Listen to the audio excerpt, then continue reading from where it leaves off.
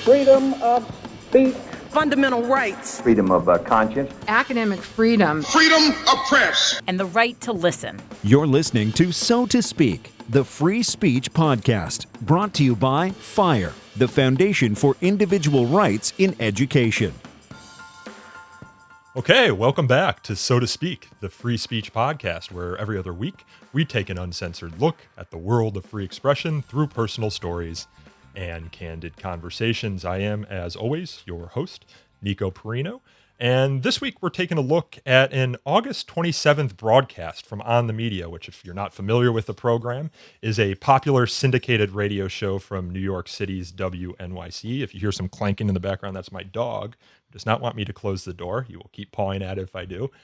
But anyway, that WNYC podcast had a segment that was called Constitutionally Speaking, and it questioned some of the values undergirding free speech in our modern world. But in doing so, they did not interview a single defender of free speech. Instead, they interviewed Andrew Marantz, who is the author of the 2019 article, Free Speech is Killing Us, P.E. Moskowitz, who was the author of The Case Against Free Speech, and Susan Benesch. She is the director of the Dangerous Speech Project. They also interviewed John Powell, who's a Berkeley professor, very critical of John Stuart Mill's free speech arguments in his seminal 1859 book on liberty.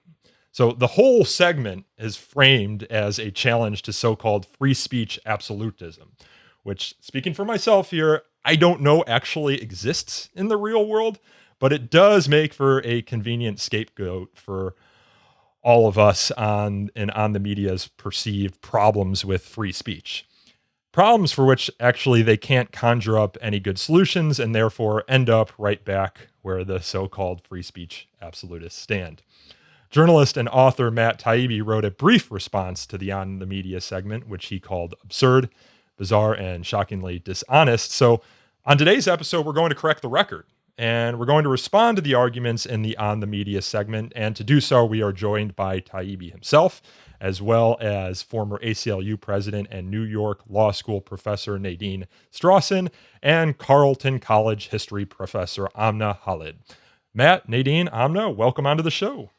Great to be here. Nadine, this was your idea, right? You read Matt's article, got incensed at it. Matt was probably incensed when he started writing the article. So you must be just jonesing for a fight here. Well, the answer to speech you disagree with is more speech, right?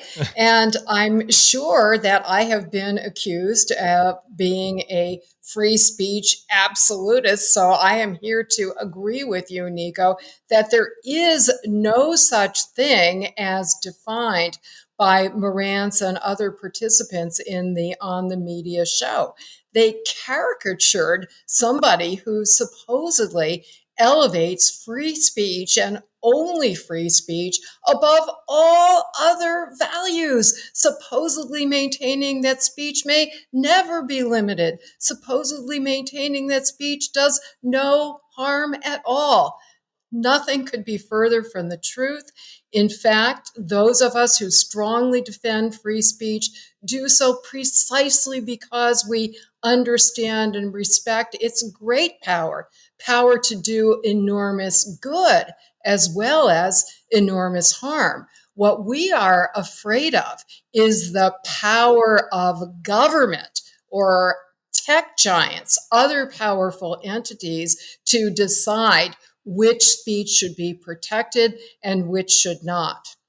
Matt, in reading your article, it sounded like you have a bone to pick with NPR in general. Is that true? You didn't like their music choices, the harpsichord playing at the beginning of the episode? I thought that was a little bit of a low blow. I mean, it's a clever trick by the producer. I think what they were trying to do was show how antiquated John Stuart Mill's arguments were. But no, I want to agree with, first of all, with Nadine. There's no such thing as a free speech absolutist, and no practicing journalist, first of all, just speaking from people from my profession, is one. In fact, that's one of the reasons why most of the people who I know in this job who are so passionate about free speech feel that way, is because we have always had to work under a whole variety of restrictions and guidelines about speech, most of them falling under the general rubric of libel law, but there's also laws like incitement that we have to worry about. Every single article that, if you read a major feature article, most of what you're doing for days beforehand is working through all of those restrictions. Did I say something false about somebody? Did I defame somebody? Did I commit libel per se? Did I harm somebody's profession? There's a whole galaxy of stuff that we have to work through, and we're happy to do it because the public has confidence in us if they know that we're adhering in all these rules. This idea that we're free speech absolutists is something that's been invented by people who are against who want to regulate speech in a way that I think is new and very repressive, and so they're mischaracterizing the positions of people like all of us. The way we're going to do this episode is I've got 11 clips from the episode queued up here. So we're going to respond to them point by point. I'm going to pitch it off to one of you. If one of you wants to say a few words, we can have the others chime in afterwards. So let's listen to, as Matt said, NPR mischaracterize free speech advocates. Whenever you write about free speech, obviously the free speech absolutists are going to come out of the woodwork, and there are a lot of absolutists on the internet. So I guess that's us, right? We're coming out of the woodwork. Amna, are you a free speech absolutist? Absolutely not. I'm a big proponent of free speech. I think actually one of the problems I have is that so many of these conversations about the value of free speech take place within the American context when there is so much to learn from what is happening outside the US, which might actually help flesh out what the benefits of free speech are within the US and beyond. And many of these conversations portray free speech as the right for everyone to speak everywhere. That is not the case. The First Amendment is very clear. Nadine, of course, can talk about this far better than I can, but this is about controlling the speech or the control of the state over speech.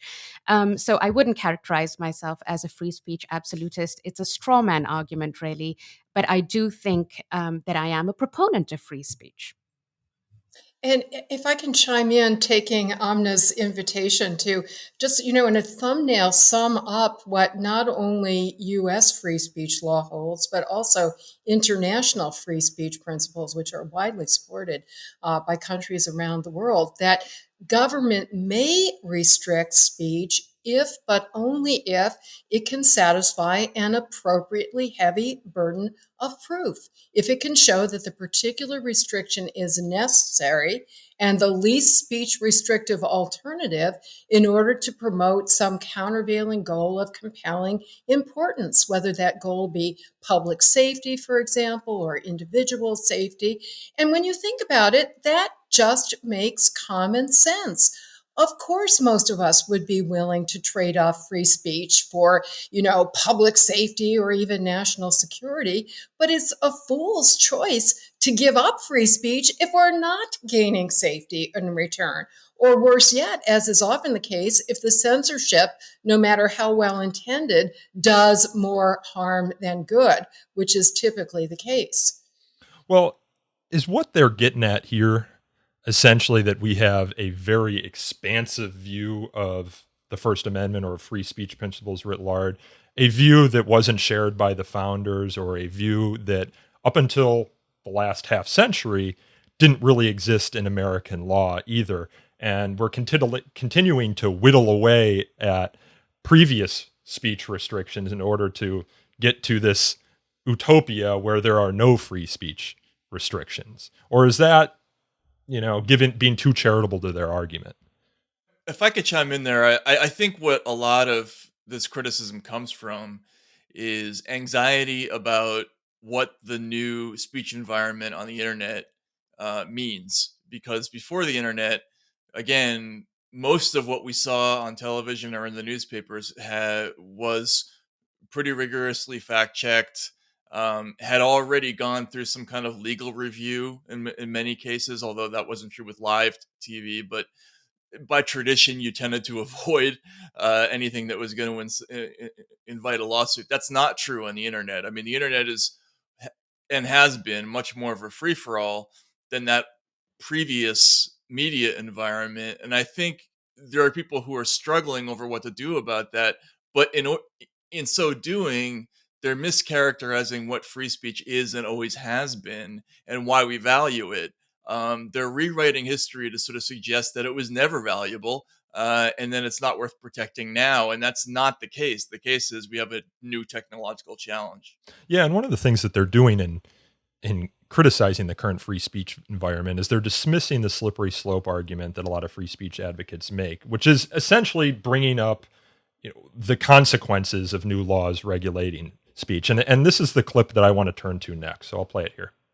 I mean, whenever speech is restricted in any way, the first thing you hear from a free speech absolutist is a slippery slope argument. If you restrain Nazis from speaking in Charlottesville, how do we defend against a slippery slope into more and more and more government restrictions? I'm fine with that slippery slope argument. I just don't know why. If you're worried about the slippery slope that comes from restricting Nazis' speech, why aren't you worried about the slippery slope that comes from letting Nazis speak? Nadine, I'll hand this off to you as the former president of the ACLU. I think they're making a point of bringing up the Skokie case from the late 1970s.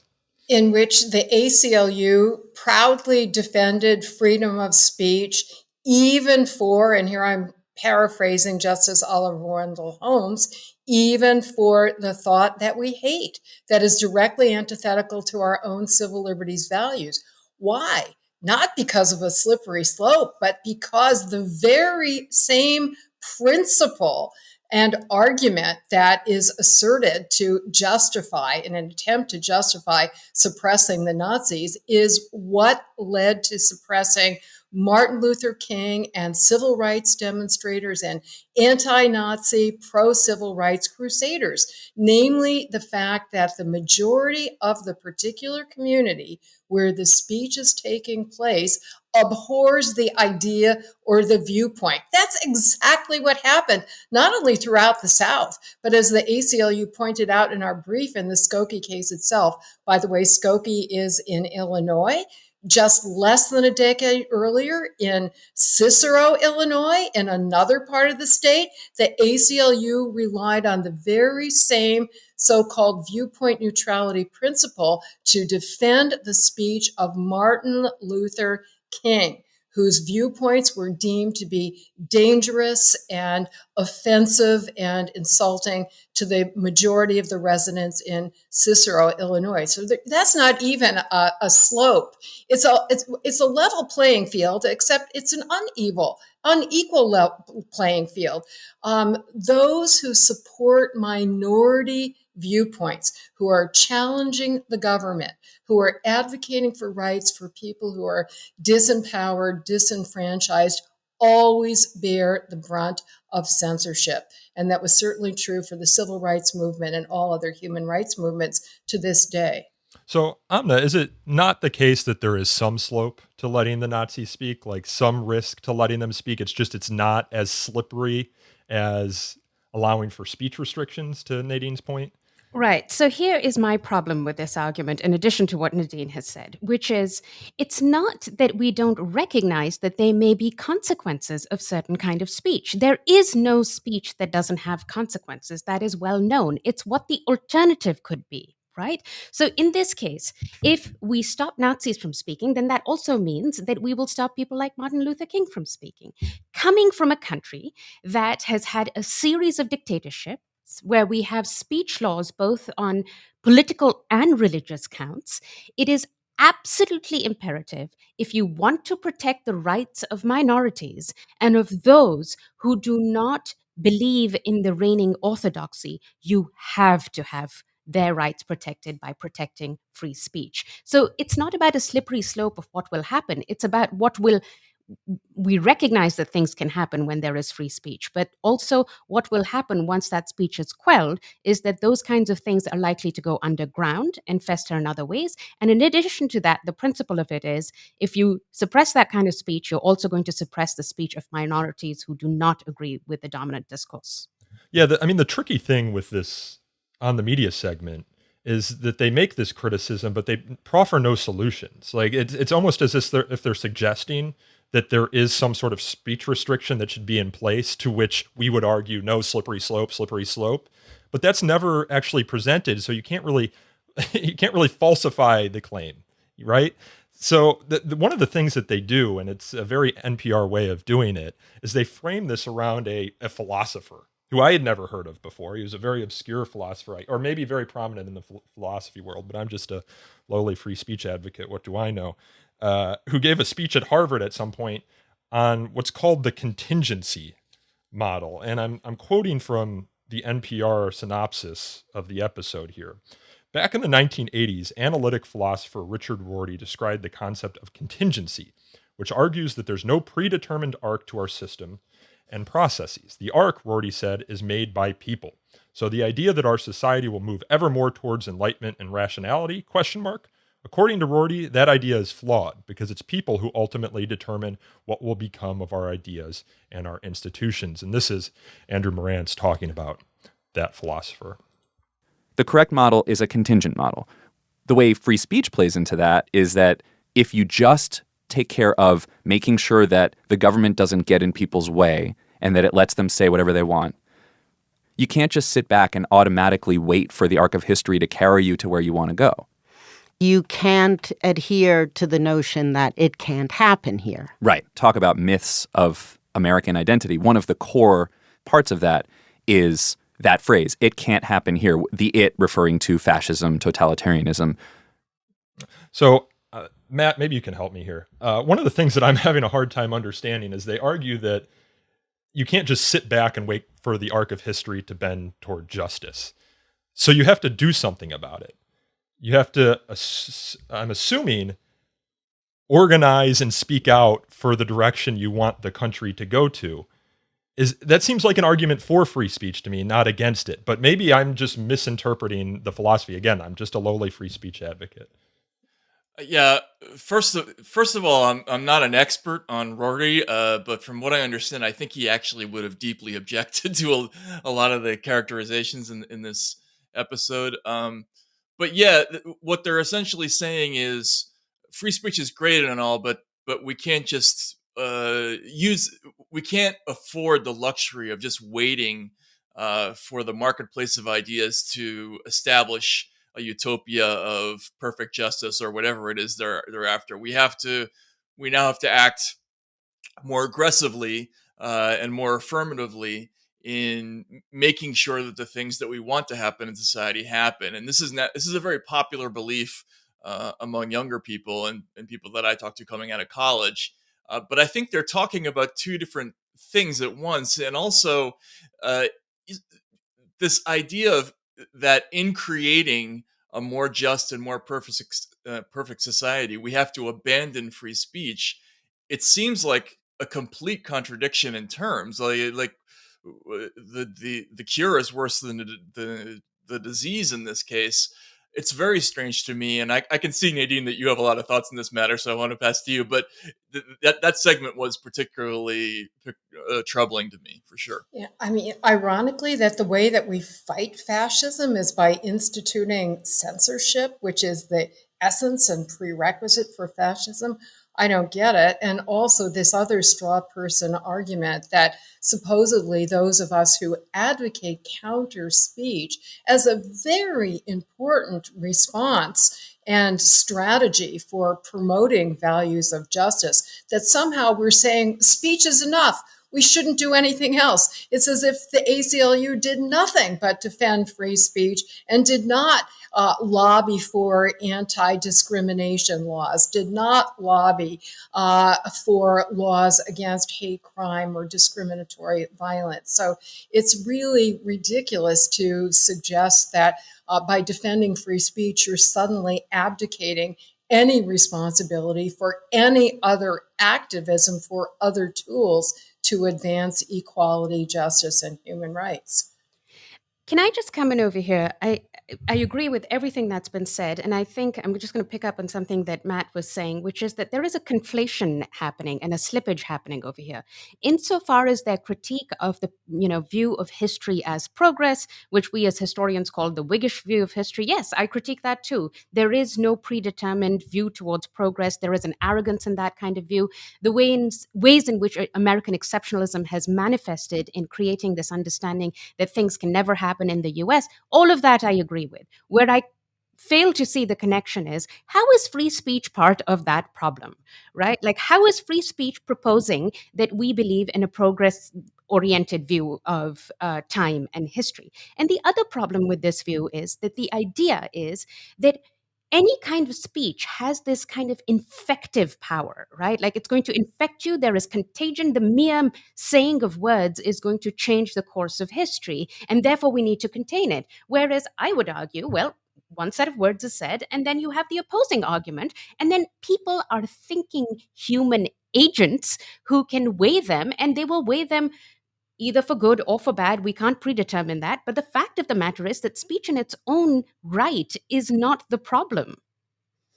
It can be countered with more speech. It just seems like the sort of program, or at least the leeway that they're looking to give to the government here, is essentially the leeway that tyrannical governments, such as China, for example, goes about its work. You don't like religious liberty exercised by the Uyghurs, just throw them into camps. Or you don't like, protests against the new rule in Hong Kong, just eliminate the protests and jail all the dissenters.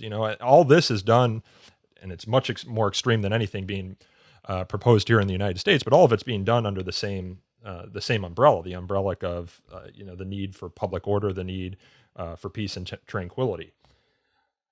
But I did just bring up the tyranny argument right there, so I'm going to turn to the next clip, which seeks to belittle that argument. Just before a change in how we think about or regulate speech, right up until the moment that happens, we take for granted that it can't possibly change. No new restrictions could possibly come into effect. That would be tyranny. That would be North Korea. And then right after it changes, we kind of get used to it. The question I had, Nadine, maybe you can speak to this because you've been doing this work for quite some time and you've been on the forefront of the legal challenges to free speech. The last 100 years has essentially been an opening up of free speech rights in America, not the opposite, although there have been proposals. I'm just kind of curious what proposals they're talking about. I know they bring up, workplace discrimination, for example, sexual harassment laws, but, I don't know if you could lend any context, Nadine. Well, the devil is in the details. United States law, consistent with universal, internationally accepted human rights principles, do allow restrictions if you can show in a particular situation that the restriction is actually necessary and warranted. Matt gave us one example, which is very common, and that is a certain subcategory of false speech, which injures somebody's reputation, and which is either knowingly or recklessly false if it's a matter about public concern. That constitutes punishable defamation. But if we go beyond that and in fact return to the bad old days before the landmark 1964 decision of New York Times versus Sullivan, so any false statement, even if it was about a matter of public concern, even if it was negligent, even if it was trivial, could result in ruinous damages. That was a deliberate strategy that was used by Southern officials to try to bankrupt not only civil rights leaders and civil rights organizations, but also the national media that were covering them. And without that national media attention, we would not have been able, or likely would not have been able, to pass the 1964 Civil Rights Act. So the devil really is in the details. You have to look at each proposed regulation on its merits. And again, this goes back to that initial sin of using that categorical term, absolutist. No, we support certain free speech restrictions, but we do not support all free speech restrictions, just as we do not oppose all free speech restrictions. Matt, is what they're really arguing against here, in a certain sense, just the civil libertarian instinct, to really worry about the unintended consequences of restrictions or laws that limit our liberty? Yeah, I think they argue against that on multiple grounds, but a very popular argument that you see made all the time on social media and from people like this, and this goes back to the whole issue of the arc of history too, is this this idea that the marketplace of ideas doesn't work, and that if you just let everybody say whatever they want, that the best arguments don't actually win. And this is an argument that became very popular after Donald Trump won the election. Like, see what happens if you just let everybody talk. Like, this is the result of that kind of discourse. I happen to disagree. I happen to think better arguments actually win over time, and that the worst arguments actually do lose over time. But that's not even the point. It's not about the effectiveness of the speech. It's about the choices that we make. Do we want to have a society that doesn't have speech freedoms? Do we want that versus how much are we worried about other kinds of threats that might emanate from free speech? And this is why we've had these fiercely fought battles over free speech over the last centuries that have always resulted, or that typically have resulted in judges trying to err on the side of protecting as many freedoms as they can, because it's so important to our conception of what our society is all about. This idea of being able to express ourselves. That is preferable to the alternative. And the alternative is that somebody would have to regulate the speech. And that's the problem, is once we get into who's doing that regulating, that's where we get to the scary part. And they don't address any of that. They all they want to do is in a very narrow way say, oh, this libertarian hands-off approach to speech regulation doesn't work. And it's so much more complicated than that. Matt made a couple allusions to history there as a history professor, as a resident history professor on this podcast. I mean, what do you make of that? I mean, do you agree that the marketplace of ideas, while in the short term might find some deficiencies, in the long term it can win out? So here I might differ with Matt a little bit in that it really depends on the time frame you're going to put on that. And, I'm comfortable with bad ideas winning out. I don't have this faith that always the best ideas will win out, but I really think it is more often than not, we have seen that free speech has been absolutely central to the kinds of gains for justice made for minorities. And that's the piece that I really want to stick with. It's not so much the idea of what will eventually happen, but historically, if you cast your eyes back, you see that every time there has been a gain for minority rights, it's come because there has been a space for those people to speak up. And every time you've shut that down, it's put, that kind of movement towards justice years behind. I would say, there is the historical context, and I don't need to go very far within the US, and the civil rights itself is the biggest example, I think. But even within, in our current moment, if you cast your eyes beyond the pond and look at the rest of the world, you will see so many examples of how limitations on free speech are a way of shutting down the rights of minorities. I mean, we're sitting in a moment, this to me there's such a lot of cognitive dissonance, because we're talking about, here we are wondering, scratching our heads in the US, like, oh, is free speech good or not? While simultaneously the Taliban are taking over Afghanistan. And it's such a disconnect to my mind that one of the biggest critiques of regimes like that is that they limit people's freedoms by limiting their speech. Fundamentally, the entire supposed rhetoric for going to war was, to stand for liberty, to be for the rights of those who are minorities, like women who don't get their rights. And one of the fundamental ways in which those rights are constrained is by limiting their speech and limiting their access to the public square.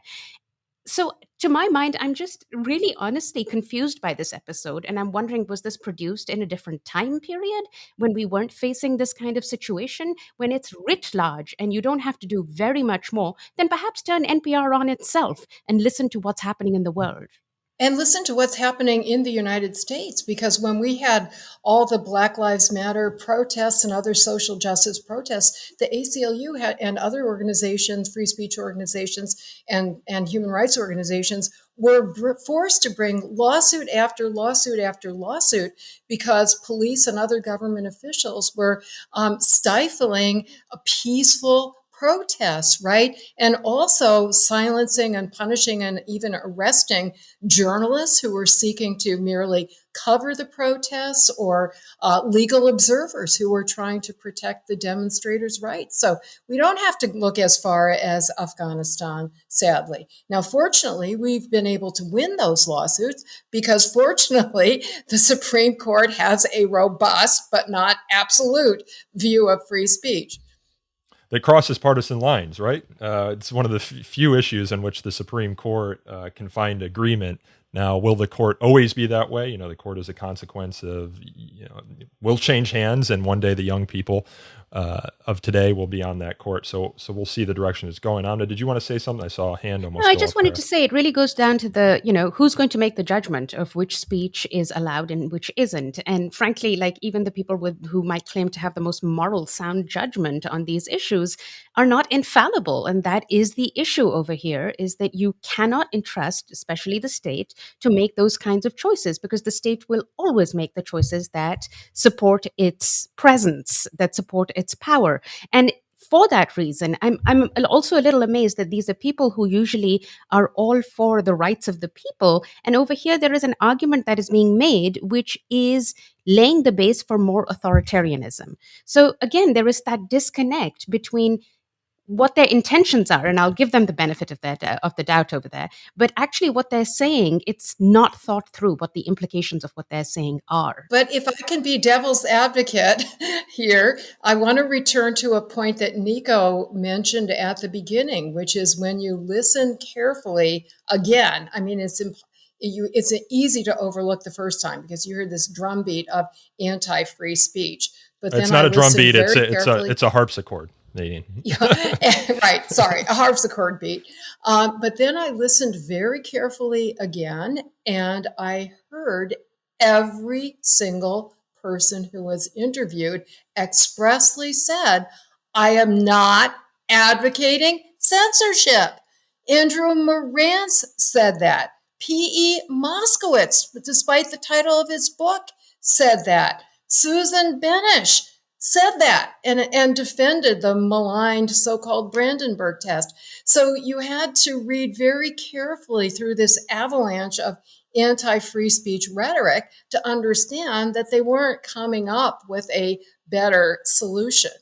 Or expressing it. I mean, I think that was part of the strategy of this show, is that there was there were some implied solutions that they didn't want to talk about because that would have given specifics that could be responded to, and that didn't happen. So, Amna, to your point about like this not being well thought out, what speech restrictions look like in practice and who you would trust to actually make the decisions as to which speech gets censored and which doesn't, which, as Bob Korn-Revere, the great lawyer who often appears on the show, would almost necessarily entail like the development of some ministry of truth, which we don't want. But I think Christopher Hitchens made the point best, and at least the one that resonated with me the most. Who's going to decide? To whom do you award the right to decide which speech is harmful, or who is the harmful speaker, or to determine in advance what are the harmful consequences going to be that we know enough about in advance to prevent? To whom would you give this job? To whom are you going to award the task of being the censor? And I think that's one of the most, if not the most compelling arguments for free speech that I've ever heard, because it actually puts the question to the listener to determine and to actually work through that problem there that you identified, Amna, as to how this would actually work in practice. But we've referenced a couple of times within this show the balancing of different rights, and that comes up actually a little bit in the NPR episode, so I want to play a clip on that front. I think speech can cause individual harm and it can cause societal harm. And so, of course, we need to take speech rights into account, but we need to take other things into account too. You heard some of the harpsichord music there at the end. Matt, I mean, we've kind of beat a dead horse on this point, but the free speech jurisprudence and just free speech values does anticipate the harms out outside of speech, right? When we look at incitement to imminent lawless action, for example, or defamation, I mean, those are balancing very carefully other harms. But in almost every case, to the extent the government introduces speech restrictions, they need to be very narrowly tailored to meet that significant government interest. Right, and it's not like they're setting those laws without knowing exactly what those damages could be. That's the whole point of all of these cases. Is that these are judges who are painfully aware of the negative consequences of speech, and they're wrestling with that when they make these decisions. But again, the the thing that they're leaving out is the flip side, is the consequence. If we have some kind of a ministry of truth, if we have some kind of a higher authority, because you would need to, there would need to be some kind of a body that would be responsible for dealing with all of this. Um, who would those people be? Would there be any oversight of those people? How transparent would that process be? Would it be more harmful than the harm that we're dealing with in this present instance? That's what these justices are weighing, and they're leaving out that complete other side of the argument when they talk about this, which is so frustrating. And that's why I called it dishonest, because it's they know exactly what the actual issue is here, but they're only presenting this one side of it, and it's very, very frustrating.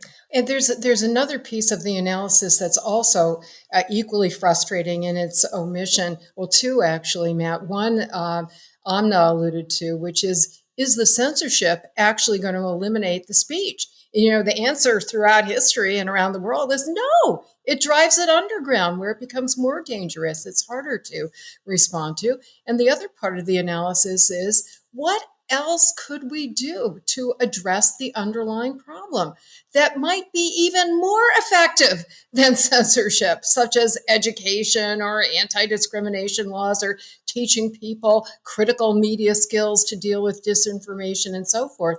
Too often, censorship is this politically cheap, quick fix. You don't have to raise any taxes to impose a censorship law, right? That gives politicians and others this sense of satisfaction that we're doing something, but they're actually not dealing with the actual underlying problems. For example, discriminatory attitudes or hateful, violent, discriminatory conduct. If I could just jump in there really quickly, because there's something that's very specific to the media business that is perfectly apropos to, Nadine, what you were just talking about.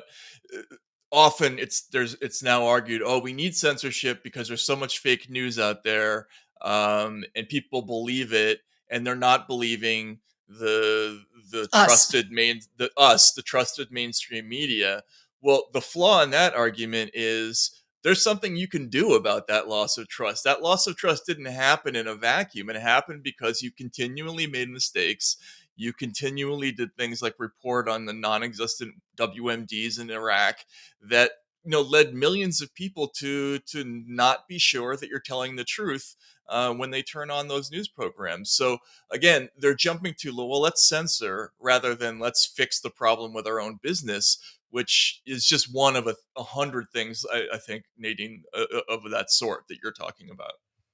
And it's not just problems with the business of journalism, which you're quite right to point out. It's also where the failings are as a society. As an educator, I'm talking about the school systems. Why are people so willing to believe disinformation is another issue. Why are people unable to critically analyze what is sound information and what might be more questionable? That speaks to a wider problem in our society of how information is being consumed, or how uncritically information is being consumed. So I think there are many, many ways in which this problem can be fixed and addressed. And this is the most immediate knee-jerk response. Let's just censor the speech. We are all putting our money where our mouth is, right? Because we heard this NPR broadcast, an hour long, that was filled with misinformation and disinformation. And we are not advocating censorship. We are responding to it. To be clear, they weren't advocating censorship either. They were just raising questions, of course. But I want to turn next to a clip that kind of raises some questions I've been increasingly hearing from those critical of modern free speech values? So let's listen. I mean, in the early 1900s, two hardcore union supporter brothers conspired to try to blow up the LA Times, which was a virulently anti-union newspaper. They didn't want to hurt anyone. The point was to call attention to the anti-union behavior of the paper. They ended up hurting people. They ended up getting caught, and the ACLU defended them. You know, they were saying, well, we don't condone blowing things up, but you have to agree that it makes sense that people are this angry because no one is listening to them. Does someone who works 60 hours a week and therefore has no time to attend that council meeting where you could exercise your free speech, do they have a right to free speech? Technically, they do, but in reality, in materialist reality, they do not.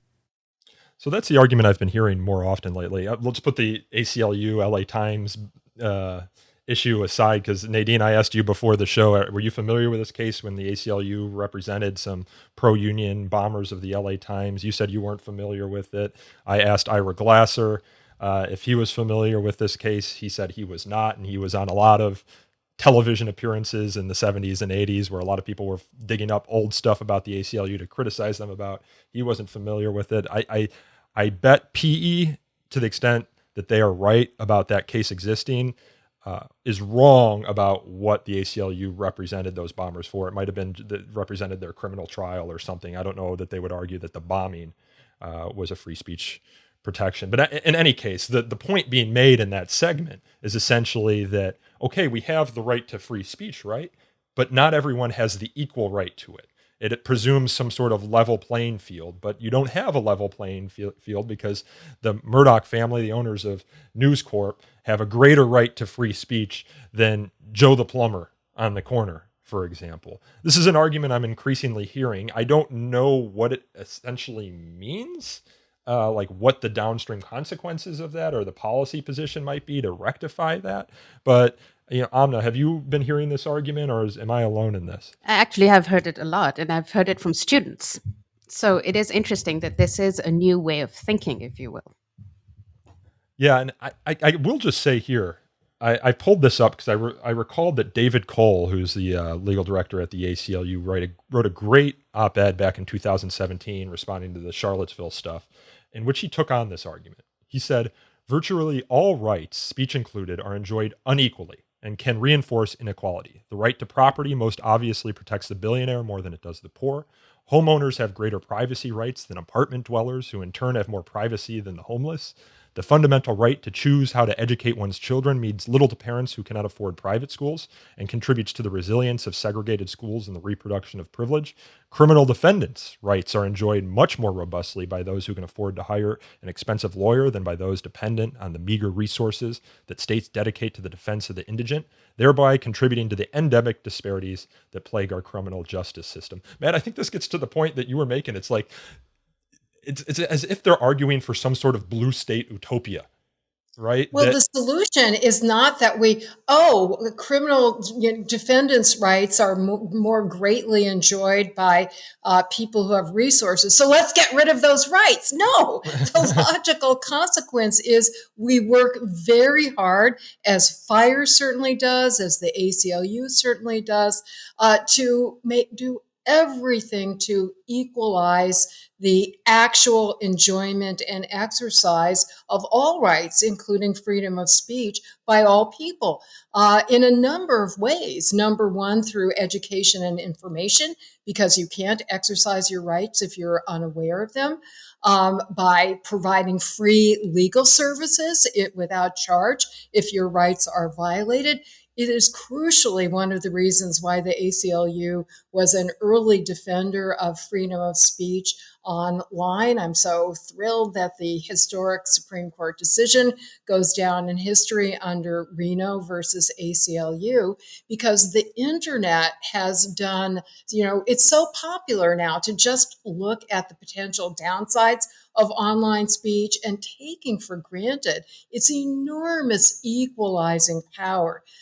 Making real freedom of speech a meaningful possibility, even for people who do not have many resources including educational resources. And that's one of the reasons why I'm so strongly opposed to increasing censorship online, because that is often the only platform that can be afforded by grassroots and under-resourced individuals and organizations. Yeah, this inequality has almost gotten better, hasn't it, Matt? With the rise of the internet, like this argument has almost lost some of its potency. Yeah, I mean, first of all, the argument, as Nadine points out, is completely absurd. Like, yes, we have an unequal amount of speech rights in the United States, so what, eliminate them? Like, that doesn't make any sense. It's absurd to begin with. But I hear this very frequently from people saying, we don't really have true free speech in America because people who have massive platforms, who own networks, they have much more power. Their speech has much more power than people who don't.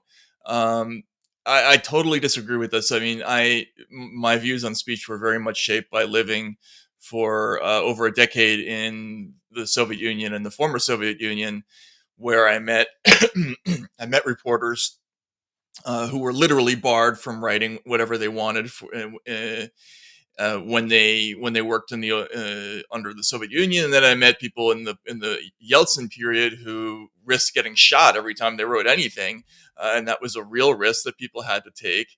And that's very different from what we experience. And we, I think, as Americans, take for granted what a beautiful and powerful thing speech rights are. Like, they're so cherished by people who live in societies like Russia, where they know it can disappear in a heartbeat.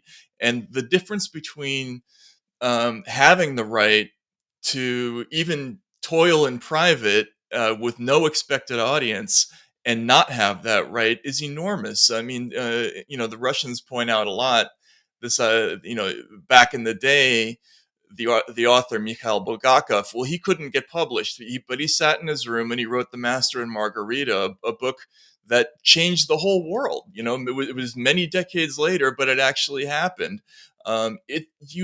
Having that right, and everybody has it, but it's such an important thing, and we just don't value it in this country. We don't value and think about what an extraordinarily powerful thing we all have, and that's very disappointing.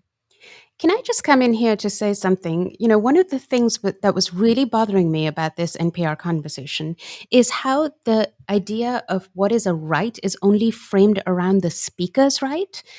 So much of censoring of free speech or censoring of speech is also about the disservice you do to the hearer's right. I have every goddamned right to hear anything, no matter how controversial it is. If it is being said, I have a right to it. And then I am a free agent. I do with that what I want to do.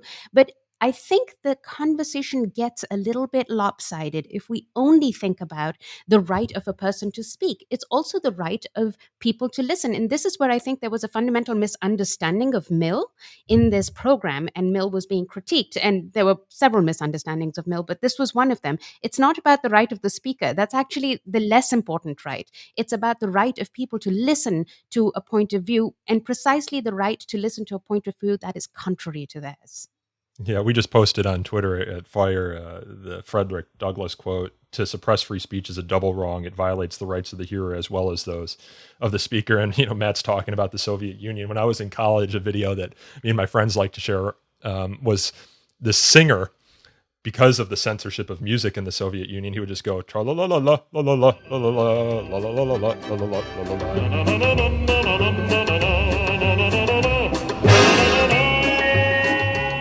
But it was just like this absurd music that just because you couldn't get any lyrics past the censors, they had to sing it this way.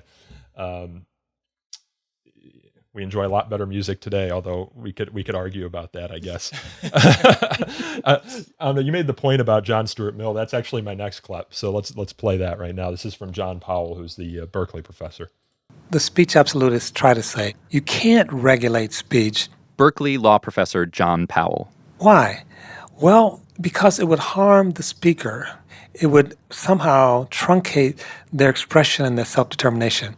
And say, okay, what's the harm? The harm is a psychological harm. Wait a minute. I thought you said psychological harms did not count. Make a choice. They don't count or they do count. It can't count for the speaker but not the listener. Honest, I don't follow, but I've never argued that the reason we don't censor is because to censor would create some sort of psychological harm, but maybe there are free speech advocates who make that sort of argument. I think, in fairness to John Powell, whom I know and like and admire, he is adverting to one of the multiple rationales for free speech. We've already talked about the marketplace of ideas, and he's referring to the idea of self-determination or autonomy, freedom of the individual to express himself or herself. Well, there are many problems with John's argument. Respect John as I do, I disagree with his argument strongly. One of them is that there are so many additional rationales for freedom of speech. Amna referred to one, the right of the audience to choose what it's going to hear or not hear, and that plays into an incredibly important rationale in our democratic republic, which is where we, the people, wield sovereign power. How can we possibly do that in an informed and meaningful way if we don't have access to the most robust exchange of ideas? The Supreme Court put this very well when it said that speech about public affairs is more than a matter of self-expression. It is the essence of self-government. So I think John is really trivializing the importance of free speech by reducing it only to the psychological interest of the speaker. It's also true that there are certain kinds of psychic harm that certain kinds of speech cause, which our law does allow to be punished. So we do allow punishment of targeted bullying and harassment and threats, for example, because of the anxiety and fear that they cause. So, both generalizations are untrue. Number one, that the only damage of censorship is psychic. And number two, that we never allow psychic harm to justify censorship. Equally incorrect. But in all fairness to him, right? I mean, there's a lot of speech that will cause, quote unquote, psychic harm that falls short of the restrictions that the Supreme Court has allowed for with regard to censorship, right? I mean, I made the documentary Mighty Ira, and Ben Stern, who survived like 9 concentration camps and half a dozen death marches. I truly believe that he was devastated, that he was psychologically harmed, so to speak, by the prospect of the Nazis with their, Nazi swastikas and whatnot marching through his town again. But at the same time, we recognize, or we say that and say, okay, but we live in a free society. We live in a state where we punish every instance of violence, right?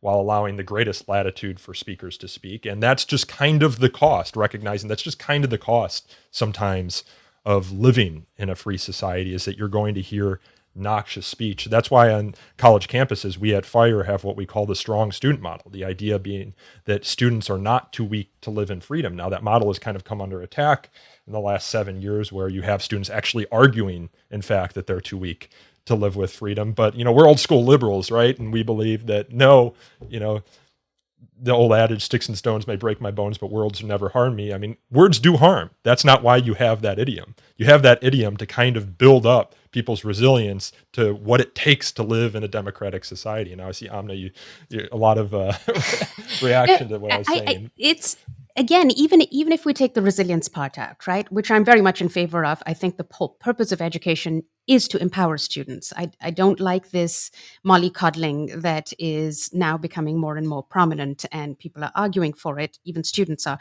Anyway, even if we put that aside, I think the way to evaluate it is to think about what will happen if we do this, and what are the costs, what are the costs of banning the speech? You have to think it through all the way. Okay, in this one instance, you might be really happy with the outcome that Nazis weren't talking and marching through your town. But the same principle is going to apply tomorrow when you have Black Lives Matter protesters. And do you want that? So it's not about if you ban it, there's going to be no other consequences. Think about the consequences of the principle and the precedent that you're laying down. And is that what you want to really be pushing for? So I feel like it's a very truncated vision of what the outcomes will be. It's not fully considering what the kind of opportunity cost is. Yeah, I want to actually play another clip right here because it kind of pairs well with the clip that we just heard. It's about, psychological harms being indistinguishable from physical harms with regard to their effect on the body. So let's, I have a lot to say there. Yeah, I know. Jonathan Haidt and my boss, Greg Lukianoff, actually wrote a whole Atlantic piece responding to one of these arguments that was made in the New York Times. But let's play this and then we can respond. What we've learned over the last 40 years on the mind science is that many psychological harms, from the brain's perspective, are almost indistinguishable from what we think of as physical harms. And in fact, the body is not neatly divided. So when you have a psychological shock, you have a physical reaction. All right. So thoughts on that? I mean, can it be simultaneously true and not justify censorship? Amna, you said you had a lot of thoughts on that. Even in the extreme case where I grant that there is psychological harm, and yes, like we said, there are certain parameters even around that, but even beyond those parameters, if we grant, yes, this kind of harm is real harm and it is taking place, the question is, who is to make that decision? And how do we really lay out the parameters of it? I think in the cases that Nadine was alluding to, like in the cases of harassment, workplace harassment, where that has been laid out, they're very, very strict guidelines to assess what constitutes harm. Now, the trouble with what we're seeing right now is this extreme conflation between offense and harm. And we're seeing this across our society. And that is becoming a reason to shut speech down. That to me is extremely dangerous. I also, I'm no expert in mind science, but it does make me wonder what the methods of this science are. I'm not questioning that it's poorly done, but what I am wondering is how far are we taking people who are, say, survivors in war zones and testing their brain signals? How does human resilience, the mind is a very flexible plastic thing. Our thresholds change over time. And the trouble is that we tend to latch on to anything that seems to be scientific as the reason to go down. Science itself is highly contested. As a historian of medicine, I would like to say we need to be very, very cautious with this kind of research and wait and see what the results are over at least decades before we jump onto that bandwagon and start using offense as a way of banning and a rationale for banning speech. And I think that one of the other problems with this line of argument is the paternalism and the denial of individual human agency and responsibility. Sticks and stones are distinguishable from words. Sticks and stones, by their mere force, do demonstrably cause harm. Words can only cause harm through the intermediating process of the human mind. And I have read a lot of scientists and social scientists of all kinds, and our own experience shows to us that you cannot predict, in a simplistic monkey see, monkey do reaction, that a particular word or expression is necessarily going to have a certain impact. It depends on myriad factors about the individual, about the speaker, about the context, about the history. Yes, it's true. It is false that words never hurt us, but it's equally false that words always hurt us. It depends. And we should focus where there is no way we can protect or would want to protect everybody from all speech that is traumatizing and upsetting. I have friends who were deeply traumatized every time Donald Trump opened his mouth to give a speech. I have other friends who are traumatized by, Elizabeth Warren opening her mouth. There is a lot of political speech that is deeply upsetting.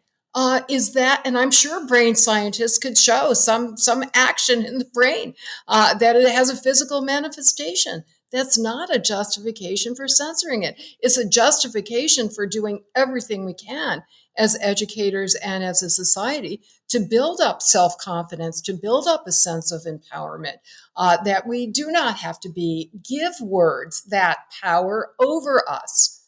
Yeah, two other points on this. Nadine, I think the point you make about the mind being an intermediary here and can kind of determine how we respond to speech is an important one. I think Shakespeare said, there is no good or bad, but thinking makes it so, which is, I think, would be very important for a lot of us. And it's actually helped me kind of think through some of the problems in my life, but in thinking through some of these free speech questions, especially for those who find offense and are deeply hurt by it. The other point is, what's the limiting principle here, right? If expression can be a form of harm, the idea being that expression offends you, it stresses you out, it gives you anxiety, and prolonged exposure to stress and anxiety can have physical manifestations. Well, what does that do for the boss then, who's critical of your work, performance over the course of time? Stress inducing, anxiety reducing. What about the friend who's in a dispute with you because you allegedly did something wrong? Is that a form of expression that produces stress and anxiety over time, which can have physical manifestations? There are things that happen in our life, right? The slings Somebody and arrows. breaks up with you. Yeah. Is breaking off a relationship now a form of psychological harm that can manifest itself in physical ways? I just talk about slippery slope. They criticized us for the slippery slope argument, but I don't see where it ends. We've got one or two more clips here before we sign off. I want to turn next to dangerous speech. Could it be that there is what I call dangerous speech, the category here of language that does something to people such that it's at least a precursor, if not also a prerequisite for mass intergroup violence? Dangerous speech, a new category, prohibited speech, or just the same sort of arguments for censorship with a new label? Here, I have to come to the defense of Susan Benish and her Dangerous Speech Project, both of which I'm very familiar with. And I think were kind of misleadingly portrayed in this segment, because it does create the implication that there is a new category of speech that's going to be targeted for censorship. In fact, if you do listen carefully to what Susan said, particularly toward the end of the NPR episode, she is very strongly advocating counter speech and education. And she said, although she's worried by a lot of dangerous speech that's going on, she's very encouraged by how many people are raising their own voices to respond to it. And that is actually the methodology that her project is advocating. Yeah, I did. You're right, Nadine. When you listen to the full episode in context, she doesn't seem to be arguing so much in favor of censorship, or at least suggesting censorship in the same way that maybe some of the other guests do. I want to close now with the question of the Enlightenment. Part of what he thought was broken about the Enlightenment framework was that you can't just throw more speech into the mix. If the conversational framework is broken, you can't just compete with more and more noise. You have to change the framework itself. And it's a chicken and egg thing, I should acknowledge. In order to change the society, you have to change the vocabulary. In order to change the vocabulary, you have to change the society. Yeah, the thing he's leaving out there is, in order to change the society, you need speech, right? How do you change the vocabulary in particular without it? Yeah, it's Amna, I want you to speak to this because you actually addressed, I guess, some of the concerns related to the Enlightenment. The Enlightenment gets a bad rap these days, despite Steven Pinker's book, Enlightenment Now. It's the framework for a lot of the systems that we have here in America, but it comes under critique because a lot of the Enlightenment treatises were written by old dead white men, right? Who aren't in fashion. And you have a great new podcast called Banished, I believe is the name of it. And you kind of took on the question is whether the canon, these great books, some of which reside within these Enlightenment treaties, are still valid in today's increasingly skeptical society.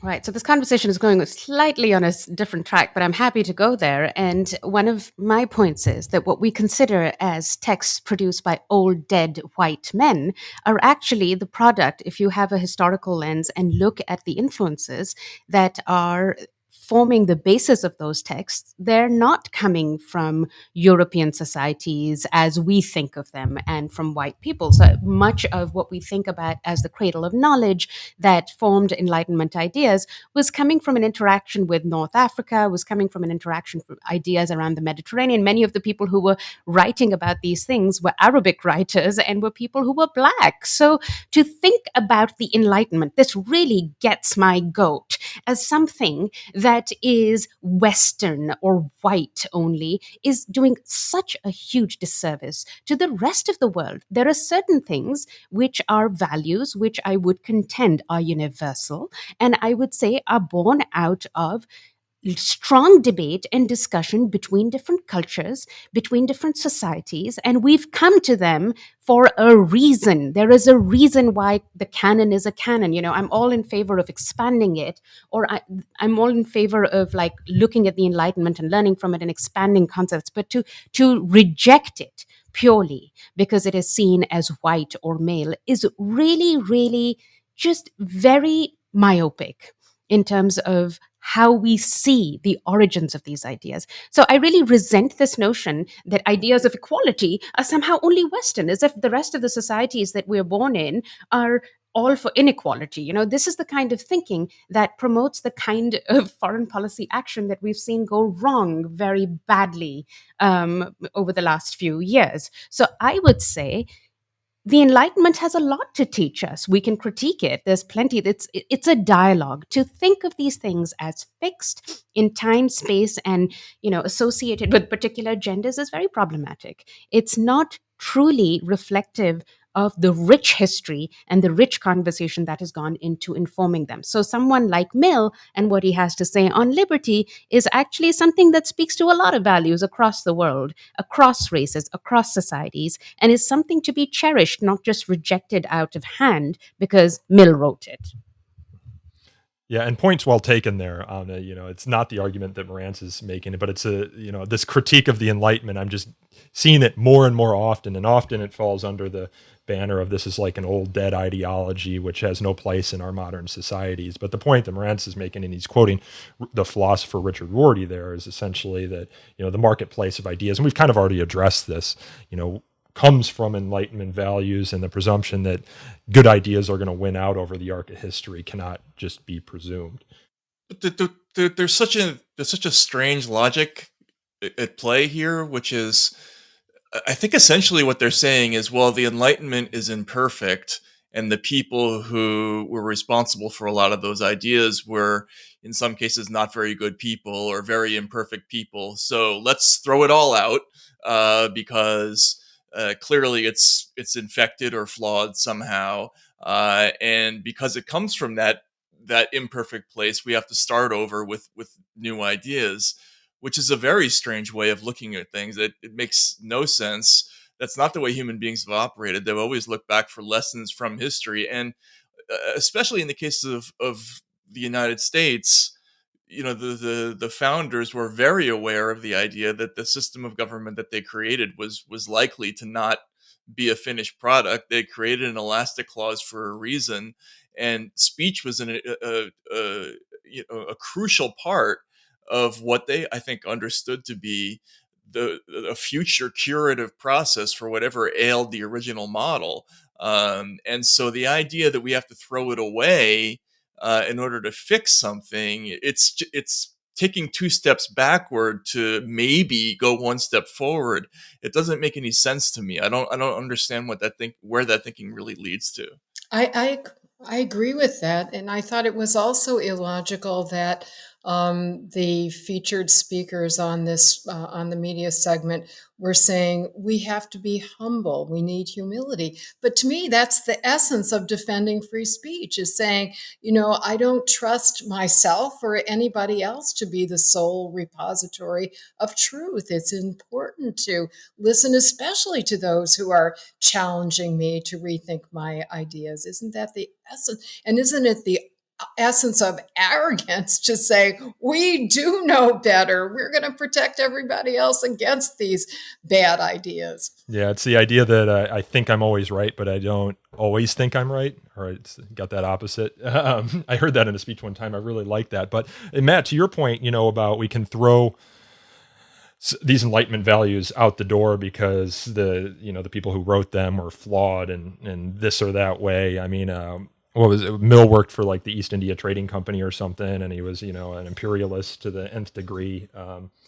But Frederick Douglass's whole enterprise, right, was built on the idea that the values in the Declaration of Independence and the Constitution, they're a promissory note to which, the early founders, they themselves could not live up to, right? So I think as we kind of venture to live in this greater identitarian society, we're throwing out good ideas based on the identity of those coming up with them. And sometimes those ideas maybe need to go out the door, right? But there's a reason that some of the early founders wrote their treatises like Common Sense and the Federalist and Anti-Federalist papers under pseudonyms, right? Because they wanted to remove those identitarian arguments from the actual debate of the substantive issues, which I think, some of these conversations surrounding the Enlightenment can benefit from. Just quickly to interrupt, I mean, even your own movie, Mighty Ira, I thought addressed this when it talked about how, Dr. King's, if I remember correctly, one of Dr. King's central points was that we want to make the Declaration of Independence live up to its promise to all of us, right? And his critique was not let's throw that out. The critique was let's now make it functional in a way that it was designed to be for everybody. Let's make those promises real. And I think it's two fundamentally different ways of looking at that history. One is that it was flawed from the beginning and let's throw it out. The other is it was flawed from the beginning, but let's fix it. Let's get together and make it right. And I'm obviously on the side of the latter strategy. Yeah, I mean that speech that you're referring to, from Martin Luther King, and Aaron, if you could cut in some of the audio for me, he says, "Somewhere I read of freedom of speech. Somewhere I read of freedom of press. Somewhere I read, that we have the right to assemble and petition the government essentially for the redress of grievances." Was the last speech that Martin Luther King made the night before he was assassinated in Memphis. All we say to America is be true to what you said on paper.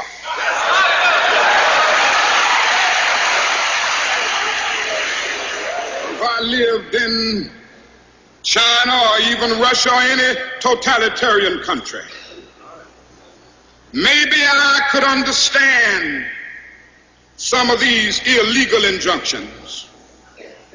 Maybe I could understand the denial of certain basic First Amendment privileges because they haven't committed themselves to that over there. But somewhere I read of the freedom of assembly. Somewhere I read of the freedom of speech. Somewhere I read of the freedom of press. Somewhere I read that the greatness of America is the right to protest far right. So it's a great point, and I had forgot about that. It ties in perfectly with the discussion we're having here. And actually, a portion of that speech, just like a split second of it, comes in the intro of this show. Can I just say that we are living in times where I find that there is this knee-jerk response. If you find any kind of contradiction, you just cancel the person, or you censor it, right? Or you reject it, demean it. And the idea of certain values, such as the value of free speech. I mean, these are aspirational values and they're worth aspiring to. The notion that we can actually live in a society where that's no longer an aspiration and everything is perfect is bizarre to me. Anyone who knows anything about human nature knows that we are tempted to listen to things we like and shut down things we don't like, which is why you need very strong principles that protect the right of those who you don't agree with to be heard. Otherwise, we'd all be stuck in our own silos, which is frankly what we're doing on Twitter right now, unless you're making a concerted effort. So we're not moving towards that utopian society that these people are imagining. To the contrary, we are moving towards these silos where we're all just talking to each other and creating these echo chambers. And the point is, we're never going to be in a perfect society. I love the way people talk about how, on college campuses these days, we're going to eradicate racism. And I just think, that is a very lofty aspirational goal. But anyone who thinks that is truly 100% possible is deluding themselves, because these things morph and transform over time and end up in other ways. So these are great goals to aspire to. We should aspire to them. But just because we can't live up to them at any given point in time doesn't denigrate the goal itself. And the aspiration to protect free speech and the aspiration to eradicate racism are absolutely mutually reinforcing. One of the ways that I strongly disagreed with a lot of points that my friend John Powell made was he said a number of times, you have to choose between the 14th Amendment and its promise of equal protection of the laws and the First Amendment. I could not disagree more. The only reason why Dr. King and the civil rights movement were able to make progress on civil rights and to actually put teeth into the 14th Amendment was because the United States Supreme Court started in that historical context to put real teeth into the First Amendment. King and other civil rights activists were censored over and over and over again, doing damage not only to free speech, but also to the cause of equal justice. I think that's a great point to leave it on. I realize I've kept you a little bit longer than I had promised. This has been a fascinating conversation. So Nadine, Matt, Amna, I appreciate you for coming on the show, and I hope to have you all on at some point in the future. Thank you, Nico. Thank It was you. wonderful. Nice to meet you both, all three You of too. you, actually.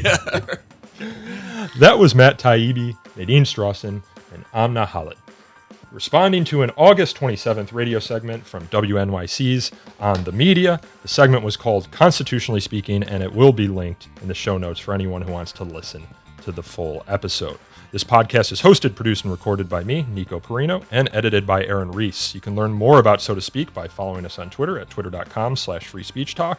We also have a Facebook page at facebook.com/So to Speak podcast. If you have email feedback, anything we got wrong, anything we got right, please send it to sotospeak@thefire.org. We also take reviews, Apple Podcasts, Google Play, wherever you get your podcasts. We're on YouTube as well. And until next time, I thank you all again for listening.